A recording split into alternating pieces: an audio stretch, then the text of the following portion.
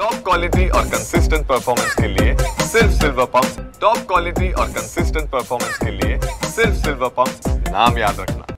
नाही, काल CWC मध्ये अनेक ठराव झालेले आहेत। त्या ठरावाची वाच्यता होऊन पुढच्या वर्षभराच्या काळामध्ये काँग्रेस पक्षाचं या देशातलं धोरण सगळ्यांच्या समोर जाईल आणि देशामध्ये असणारी सत्ता ही कशा पद्धतीनं सामान्यांच्या हिताच्या विरोधात आहे हे सांगण्याचा प्रयत्न आजच्या अधिवेशनाच्या माध्यमातून होणार। आजच्या अधिवेशनाच्या माध्यमातून होणार आहे असं प्रतिक्रिया दिली। आपण पुन्हा एकदा पाहतो ही सगळी दृश्य काही वेळातच सागर राष्ट्रसेवा दलामार्फत ही मानवंदना दिली जाईल। पण आता दुसरीकडे मी ज्या ठिकाणी ज्या हॉलमध्ये हा सगळा कार्यक्रम होणार आहे तिथली थेट दृश्य दाखवतो, कारण देशभरातली सागर जवळपास 2000 कार्यकर्ते जे आहेत, पदाधिकारी जे आहेत काँग्रेसचे, ते या ठिकाणी दाखल होणार आहेत।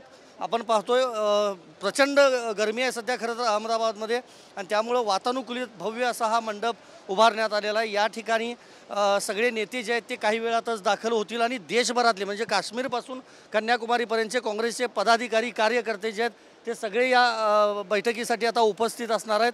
बरोबर 11 वाजता ध्वजारोहण होईल आणि त्यानंतर मल्लिकार्जुन खरगे आणि राहुल गांधी यांची देखील भाषणं होतील, इतर पदाधिकाऱ्यांची देखील भाषणं होणार आहेत। त्यामुळं पुढच्या काळात काँग्रेसची नेमकी काय रणनीती असणार आणि आजच्या दुसऱ्या दिवशी आणखी काही ठराव नव्यानं संमत केले जातात का हे बघणं देखील महत्त्वाचं असणार आहे।